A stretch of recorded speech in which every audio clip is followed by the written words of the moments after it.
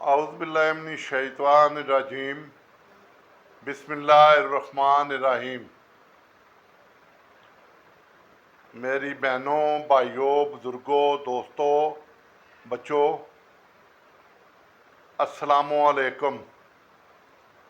आज मैं आपकी खिदमत में एक नई और माशरती वीडियो लेकर हाज़िर हूँ, जिससे आप सब का पाला पड़ता है। आप सब ने मुझे कमेंट्स में बताना है। मैं तो आज बहुत इस सिलसिले में डिसहार्ड हुआ हूँ कि इसका हाल क्या है, हम क्या करें। मैं लाहौर शहर की बात कर रहा हूँ। लाहौर शहर जो कि पाकिस्तान का दिल है। मैं तकरीबन काम के सिलसिले में पूरे शहर का चक्कर लगता है। मासवाए एक डिफेंस के हर चौक पे 5 से 10 बैगर मांगने वाले उनका ग्रुप खड़ा है। हाजासरा इसके अलावा हैं, उनके ग्रुप इलादा है। बाकायदा प्लानिंग से गाड़ी आती है, वो गाड़ी पे हमलावर होते हैं, मांगते हैं, कोई दे या ना दे, वो एक इलादा है। उन्होंने गाड़ी के करीब खड़ा रहना है। जब कोई नहीं देता तो जाते जाते गाड़ी को पीछे से हाथ में मार के तो पीछे वाली गाड़ी के साथ जा खड़ा होना है, जैसे कि उनका ये हक है कि हमने उन्हें देना है। और वह माजूर भी नहीं है, जैली वादे माजूर बने हुए हैं। तो ये मैं रोज़ाना ये 5, 6, 8, 10 महीनों से देख रहा हूँ। पहले कुछ कम थे, अब इनकी तादाद बढ़ती जा रही है। आप किसी मार्केट में चले जाएं, आप अभी पैसे निकालते नहीं कि चीज़ आपने कोई ग्रासरी खरीदनी है, आपको पहले ये मिलेंगे। अतः कि अब तो दुकानदारों ने चौकीदार रखे हुए हैं, इनको रोकने के लिए ये दुकानों के अंदर भी घुस जाते हैं। आज का मैं वाकया बयान करता हूँ। मैंने मेडिसिन लेनी थी। मैं मेडिसिन की दुकान पे खड़ा हुआ हूँ, बिल पूछ रहा हूँ, उसके पैसे जेब में हाथ डाल रहा हूँ तो एक माई बिल्कुल मेरे पास आ गई। कहती है, हाँ भाई अल्लाह के नाम पे दे दो। मैं है माँ जी तुसी बाहर खड़े होंदे हो, मैं सुबह तू जो मन ताकत है, मैं जिस दी मदद करना। दूध वाले के पास मैं पहले गया हूँ, दूध और दही लिया है, वहाँ मैंने 10 रुपये दे दिए एक मांगने वाले को। उसके आगे सब्जी वाले के पास आया हूँ, सब्जी अभी मैंने ली नहीं, मांगने वाले 2 पहले आ गए हैं। मैं सब्जी खामोशी से लेता रहा हूँ। वहाँ मैं वो जब तक मैं गाड़ी में बैठा हूँ वो मेरे पास रहे हैं, मैंने उनको नहीं दिए। मैं उससे आगे गया हूँ फ्रूट वाले के पास, थोड़ा सा फ्रूट लिया है, वहाँ पहुँच गया, उसको मैंने एक था 10 रुपये दे दिए। उसके बाद मैं गया हूँ ग्रासरी वाले के पास, उससे मैंने 1-1 किलो घी लेना था, 1 किलो घी और 1 किलो आयल। तो मांगने वाला मेरे पीछे था, वहाँ मैंने दिए। उसके साथ मैं आया हूँ दुकान पे। किस दुकान पे? मेडिकल स्टोर पे। वहाँ मेरे अंदर मेरे पीछे जाके घुस गई है और पूरा ग्रुप है। एक को दे दें, बाकी सारे आपके पीछे हैं। अब मेरे दोस्तों मैं क्या करूं, इसका हल आप मुझे बताएं। क्या ये गुर्बत की वजह से सारे आ गए हैं या गुर्बत की वजह से नहीं आए, पेशावर हैं, ग्रुप हैं बदमाशों के बने हुए जिन्होंने अपने बंदे छोड़े हुए हैं, इस काम पे लगाए हुए हैं। अब ये काम भी मैंने करना है।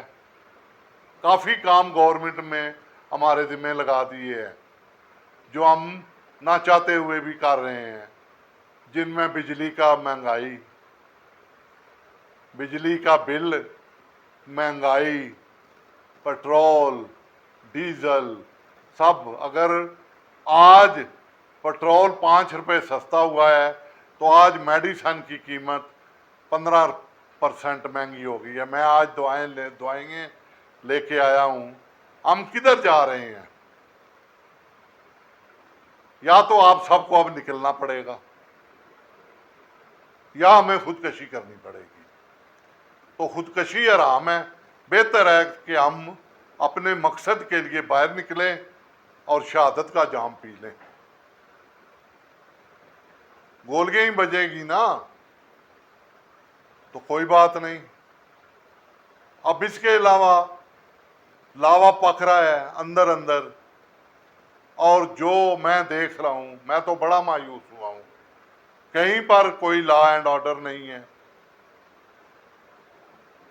ये पंजाब का दिल है लाहौर, और दिल की जो हालत है, एक सड़क आप देखें, उस सड़क पे 50-50 रेहड़ियां लगी हुई हैं।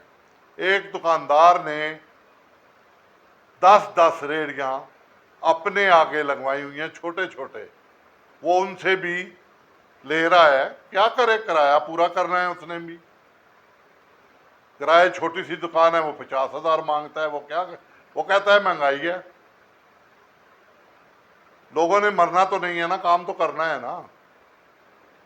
ऊपर से गवर्नमेंट आती है कि हमने इतने % लेना है। मगर छोड़े इन बातों को, इसका रोना कभी और रो लेंगे। थोड़ा सा मैंने 2-3 मिनट के लिए रो दिया इनका रोना। इन बैगरों का तो कुछ करें, ये जो ग्रुप बन के हमारे पीछे पड़े हुए हैं।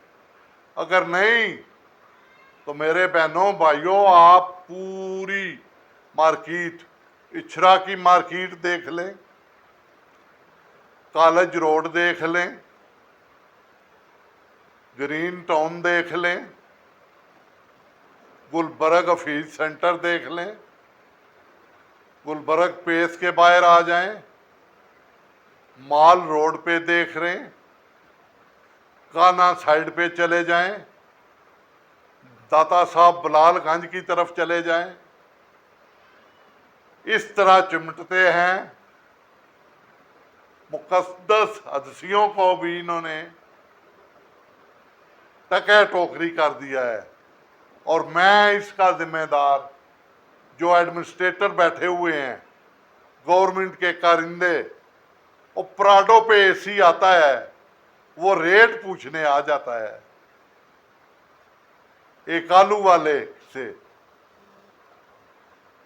7 करोड़ की या 5 करोड़ की गाड़ी से उतरता है और आलू वाले से रेट पूछ रहा है।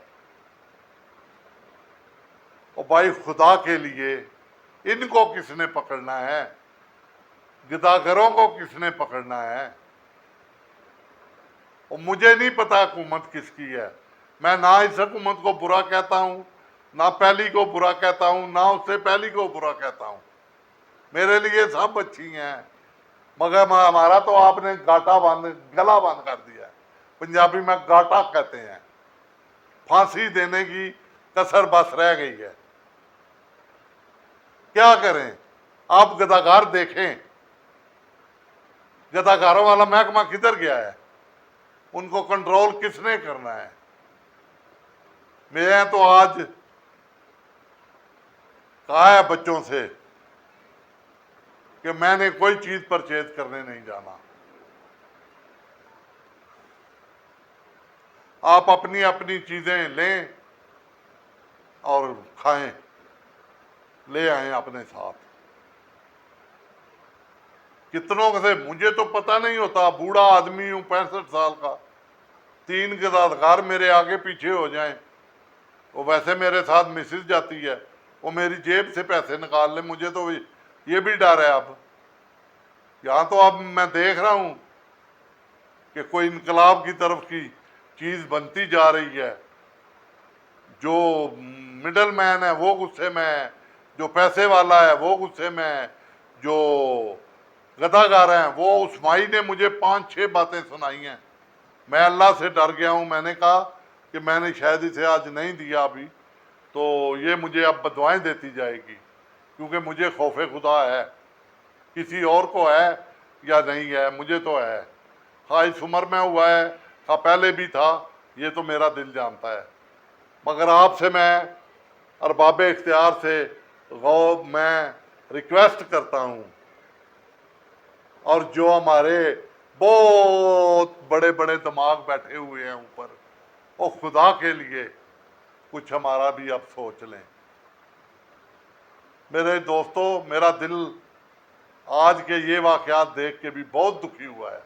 मैं वीडियो दूसरी देता हूँ, मेरा चैनल नहीं है आलाते आजरा का, ना मैं इस पे, मैं तो आपको हौसला देने वाला हूँ आप आगे, कि आप आगे बढ़ें।